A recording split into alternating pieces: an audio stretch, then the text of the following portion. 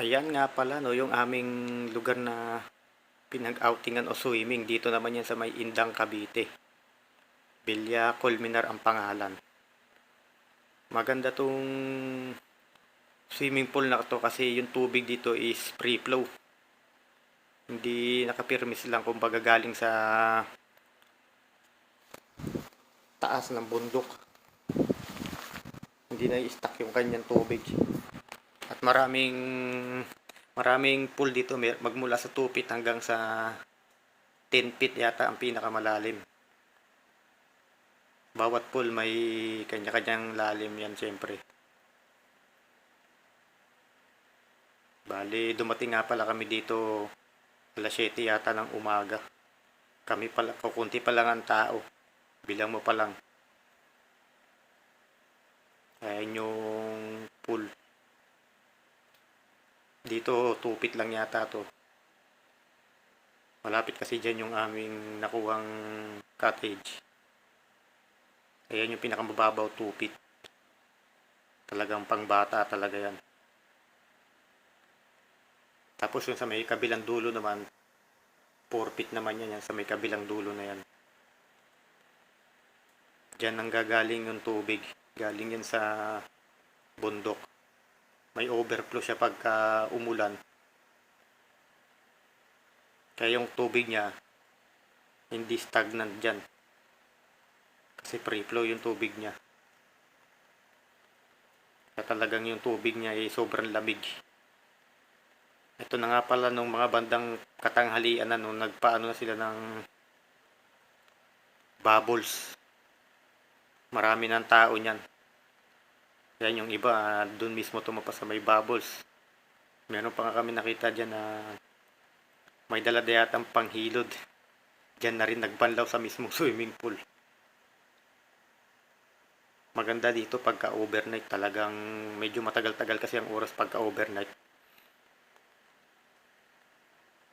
Mga bandang tanghali na yan. Marami ng tao. Matagal-tagal din tong bubbles na to, siguro may mga 5 minuto mahigit din to. Ayan yung kanilang. Tapos sa may gitna na yan, may slide dyan na paikot. Dito banda yung cottage namin.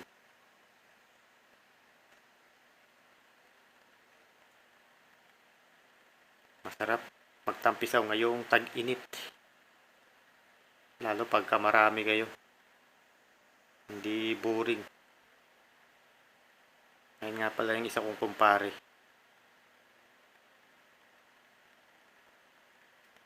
Kagaling lang namin sa ahon lang yata namin yan. Yang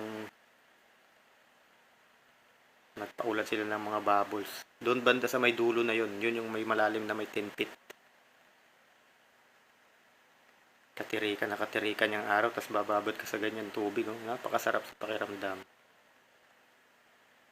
Lalo ngayong mapakatindi ng init.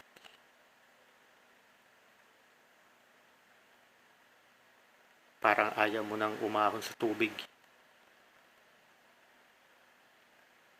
Napakadaming tao. Ayun. Yung banda yung medyo may malalim. Yung 10 feet na yun.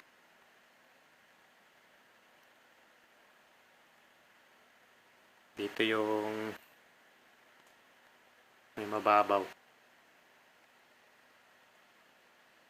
Sa may gilid. Part dito nag-overflow din yung tubig. Diyan ang doon sa may drainage na yan. Tapos dito na nung nagpa-slide na kami. Kaso yung kumuha sa amin, hindi niya malaman kung anong angle yung gagawin niya. Kaya ginanyan ko na lang.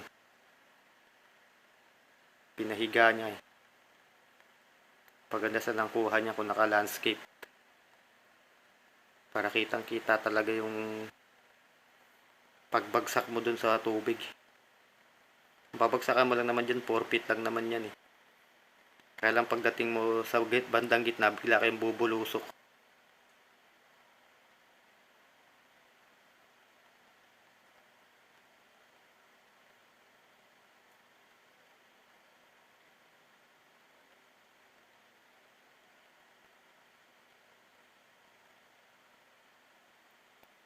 Sarap magtampisaw sa ganyan na malamig tubig.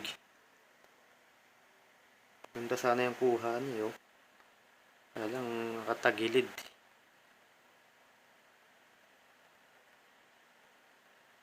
Hanggang dito na lang yung ating video mga boss. Almost 6 minutes lang yata ito.